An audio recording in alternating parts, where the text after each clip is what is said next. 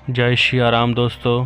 हमेशा की तरह मेरे चैनल छत्रधारी एस्ट्रोलॉजी में आपका बहुत बहुत स्वागत है। दोस्तों, मेरा नाम है राहुल कश्यप। उम्मीद करता हूँ आप सभी अच्छे होंगे और स्वस्थ होंगे। दोस्तों, आज मैं अपने इस वीडियो के माध्यम से आपको नीच भंग राजयोग कुंडली में कैसे बनता है और इसकी विशेषताएं क्या क्या होती है यह बताने की कोशिश करूँगा। दोस्तों, जैसा कि आप देख रहे हैं स्क्रीन पे बोर्ड पे मैंने 4 नंबर लग्न की कुंडली बनाई है। लग्न पे ही देखिए दोस्तों, यहाँ पे 4 नंबर लिखा है जो कर्क राशि है, अर्थात यह कर्क लग्न की कुंडली है। दोस्तों, इस कर्क लग्न की कुंडली में नीच भंग राजयोग कैसे मैं आपको बताने जा रहा हूँ, यह समझने की कोशिश करिएगा। दोस्तों, मान लीजिए इस कुंडली में मंगल ग्रह योग कारक ग्रह है। मंगल कारक ग्रह होते हैं कर्क लग्न की कुंडली में। अगर मंगल नीच के हो जाए, जैसे कि मंगल 4 नंबर राशि में नीच की होती है, अगर मंगल यहाँ पे लग्न में हो तो दोस्तों मंगल यहाँ पे नीच का हो जाएगा। अब इस मंगल का नीच भंग राजयोग कैसे होगा दोस्तों? अगर दोस्तों इस घर का स्वामी जैसे 4 नंबर है तो 4 नंबर का स्वामी है चंद्र ग्रह। अगर मंगल के साथ यहाँ चंद्रमा भी हो तो यहाँ नीच भंग राजयोग बनेगा मंगल ग्रह का।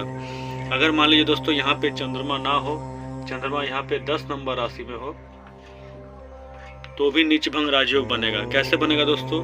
चंद्रमा की 7वीं दृष्टि जो है वह मंगल के ऊपर जाएगी और अपने घर पे आ रही है तो यहाँ पे नीच भंग राजयोग बनेगा। दोस्तों, अगर यह ऐसा आपकी कुंडली में नहीं हुआ कि चंद्रमा देख रहा हो अपने घर को, मंगल को, या चंद्रमा लगन में ही बैठा है मंगल के साथ, तो दूसरा क्या होगा कि ऐसा जो आप देखें कि नीच भंग राजयोग हो रहा है। दोस्तों, 4 नंबर राशि में अब देखिए आप कौन सा ग्रह उच्च का होता है। 4 नंबर राशि में दोस्तों बृहस्पति ग्रह उच्च का होता है। अगर यहाँ पे चंद्रमा नहीं है, मंगल के साथ गुरु ग्रह है, तो भी दोस्तों यहाँ नीच भंग राजयोग बनेगा। मंगल का नीचता जो होगी वह भंग हो जाएगी, क्योंकि यहाँ पे उच्च का ग्रह आ गया है। अगर दोस्तों गुरु ग्रह लग्न में ना हो तो भी नीच भंग राजयोग कैसे बनेगा? अगर गुरु ग्रह यहाँ पे हो मीन राशि में तो गुरु की 5वीं दृष्टि दोस्तों लग्न पे पड़ेगी उच्च राशि में कर्क राशि में। 1 2 3 4 5 5वीं दृष्टि जो है गुरु की पड़ेगी दोस्तों मंगल के ऊपर, तो यहाँ नीच भंग राजयोग बनेगा। अगर गुरु यहाँ पे हो 7th हाउस में तो भी गुरु की जो है 7वीं दृष्टि वह मंगल के ऊपर पड़ेगी, कर्क राशि पे पड़ेगी, तो दोस्तों यहाँ भी नीच भंग राजयोग बनेगा। और अगर दोस्तों गुरु यहाँ पे हुआ 5th हाउस में तो यहाँ से अपनी 9वीं दृष्टि मंगल के ऊपर डालेगी, तो यहाँ भी नीच भंग राजयोग बनेगा। दोस्तों, गुरु तीनों भाव में से किसी भी भाव में हो, लग्न में हो, 5वें भाव में हो, या 9वें भाव में हो, या 7वें भाव में हो, गुरु की दृष्टि पड़ने से भी यहाँ नीच भंग राजयोग बनेगा। दोस्तों, अगर ऐसा भी नहीं हो तो आप दूसरी तरह से कैसे देखेंगे? अगर दोस्तों मान लीजिए इस भाव का जो स्वामी है चंद्रमा, वह अगर उच्च का बैठ जाए 11th हाउस में तो भी यहाँ नीच भंग राजयोग बनेगा, क्योंकि दोस्तों इस भाव का जो स्वामी है वह उच्च का हो गया, तो मंगल की यहाँ अशुभता नीचता जो है वह ज़्यादा असर नहीं करेगी। दोस्तों, अगर मान लीजिए मंगल ग्रह यहाँ नीच का है या आपके कुंडली में कोई भी ग्रह नीच का हो, अगर उस ग्रह से चंद्रमा केंद्र में हो, केंद्र अर्थात 1 4 7 10 मंगल से केंद्र में हो तो भी नीच भंग राजयोग बनेगा। दोस्तों, मैंने आपको 4 फार्मूला बताए हैं नीच भंग राजयोग के, और भी फार्मूला है दोस्तों, जैसे D9 है। D9 में अगर मंगल ग्रह कहीं उच्च के जाके राशि में बैठ जाए, जैसे मकर राशि में बैठ जाए, तो भी मंगल ग्रह की जो नीचता है, जो अशुभता रहेगी, वह कुंडली में बहुत हद तक कम हो जाएगी। लेकिन दोस्तों आपको यह ध्यान रखने वाली बात यह है कि आप डिग्री को ना भूलें।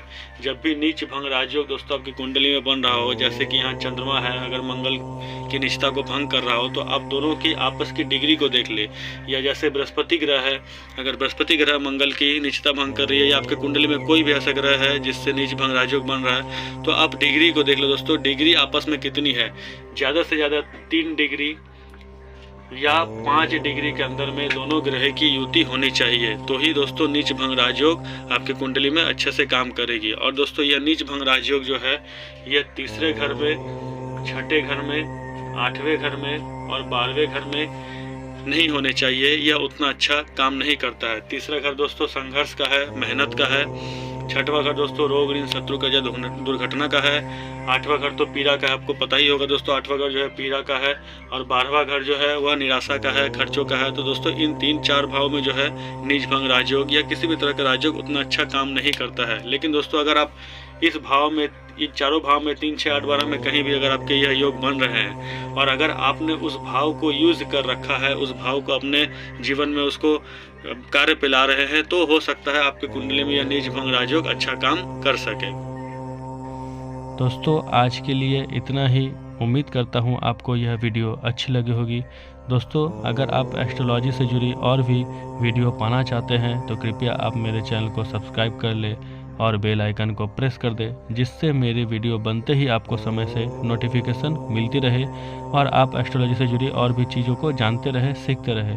और दोस्तों लाइक शेयर कमेंट करना भी ना भूलिएगा। जय श्री राम।